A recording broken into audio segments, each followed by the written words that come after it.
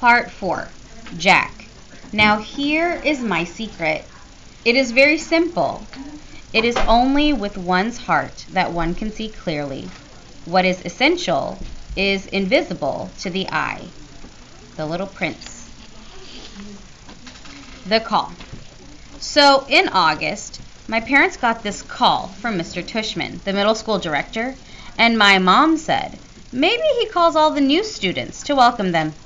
And my dad said, that's a lot of kids he'd be calling. So my mom called him back, and I could hear her talking to Mr. Tushman on the phone. This is exactly what she said. Oh, hi, Mr. Tushman. This is Amanda Will, returning your call. Pause. Oh, thank you. That's so nice of you to say. He is looking forward to it. Pause. Yes. Pause. Yeah. Pause. Oh, sure. Long pause. Oh. Wow. Oh. Super long pause. I see. Of course. I'm sure he will. Let me write it down. Got it. I'll call you after I've had a chance to talk to him, okay? Pause. No, thank you for thinking of him. Bye-bye. And when she hung up, I was like, what's up? What did he say? And Mom said, well, it's actually very flattering, but kind of sad too. See, there's this boy who's starting middle school this year, and he's never been in a real school environment before because he was homeschooled. So, Mr. Tushman talked to some of the lower school teachers to find out who they thought were some of the really, really great kids coming into 5th grade.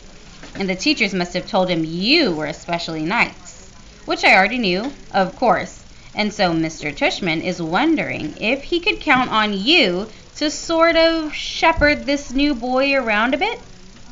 Like, let him hang out with me? I said. Exactly, said Mom. He called it being a welcome buddy. But why me? I told you, your teachers told Mr. Tushman that you are the kind of kid who's known for being a good egg.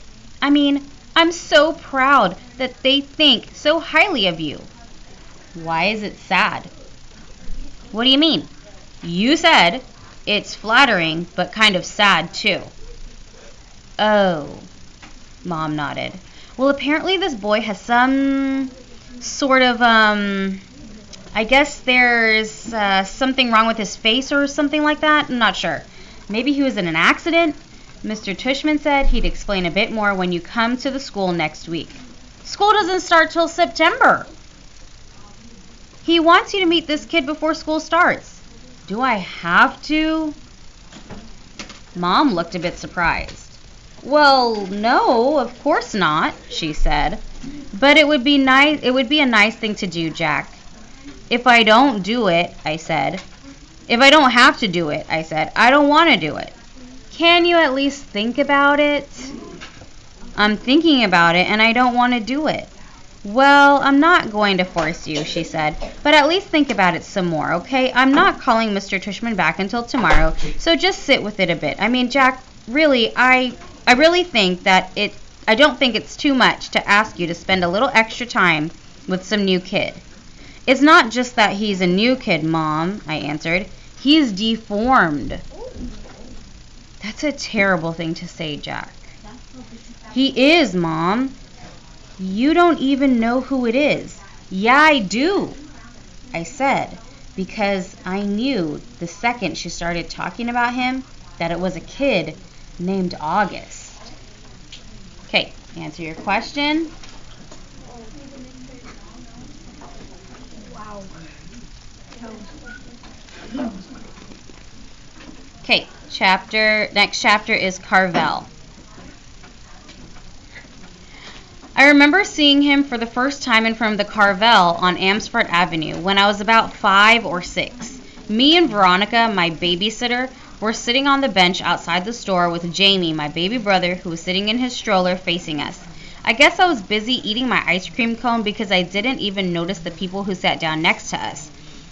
Then, at one point, I turned my head to suck the ice cream out of the bottom of my cone, and that's when I saw him. August. He was sitting right next to me. I know it wasn't cool, but I kind of went, ugh, when I saw him. Because, honestly, I got scared. I thought he was wearing a zombie mask or something. It was kind of the you say when people are watching a scary movie and the bad guy jumps out of the bushes.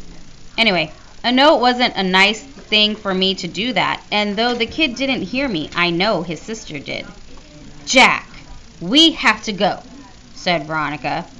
She had gotten up and was turning the stroller around because Jamie, who had obviously just noticed the kid too, was about to say something embarrassing. So I jumped up kind of suddenly, like a bee had landed on me, and followed Veronica as she zoomed away.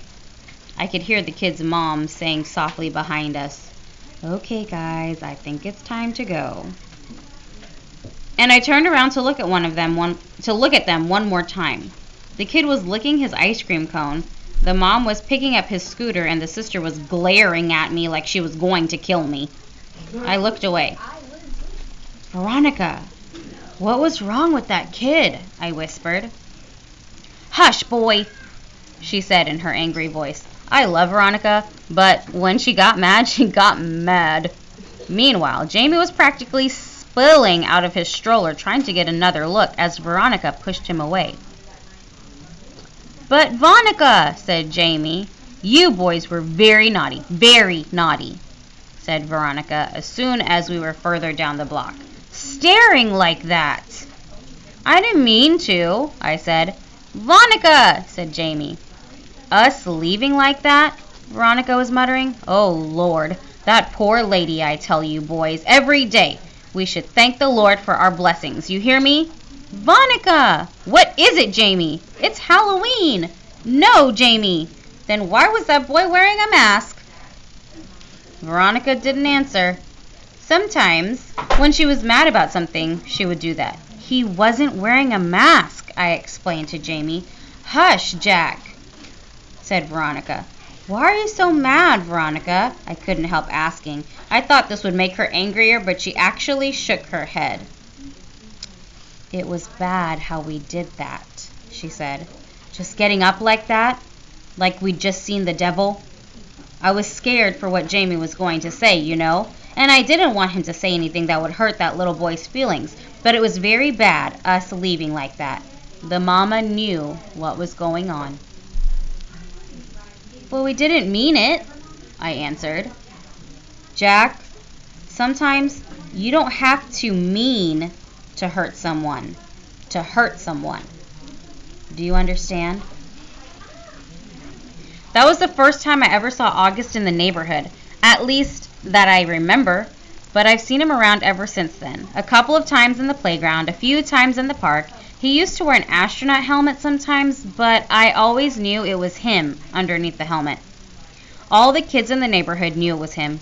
Everyone had seen August at some point or another. We all knew his name, though he doesn't know ours. And whenever I see him, I try to remember what Veronica said. But it's hard. It's hard not to sneak a second look. It's hard to act normal when you see him. Okay, write your answers down for this chapter. We have one more chapter to go.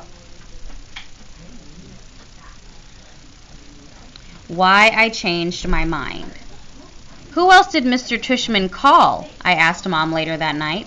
"Did he tell you?" "He mentioned Julian and Charlotte." "Julian?" I said. "Ugh, why Julian?" "You used to be friends with Julian."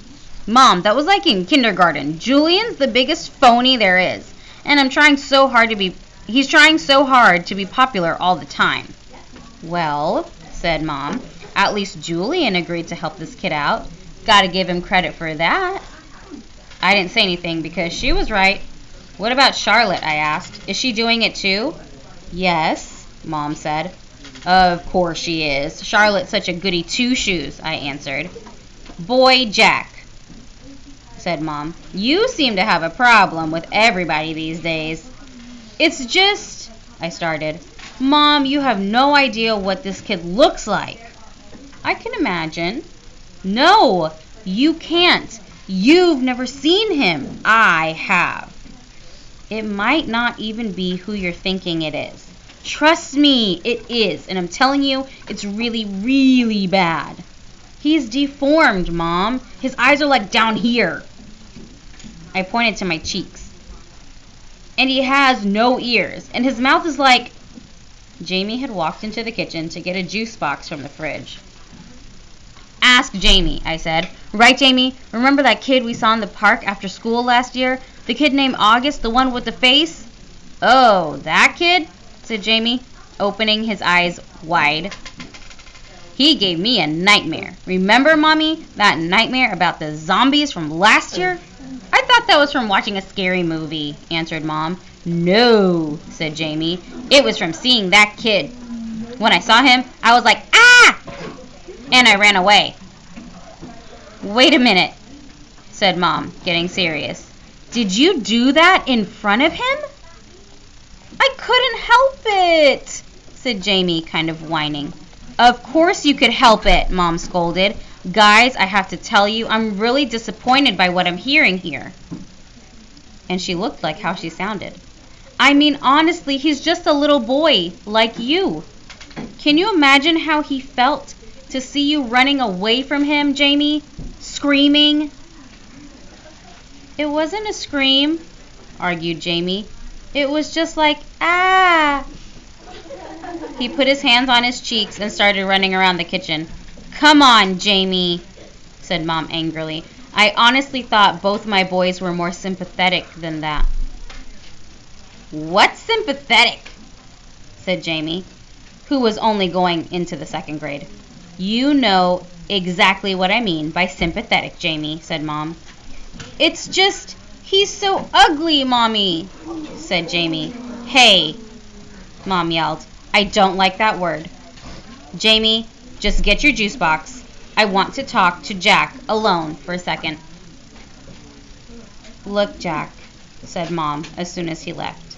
And I knew she was about to give me a whole speech.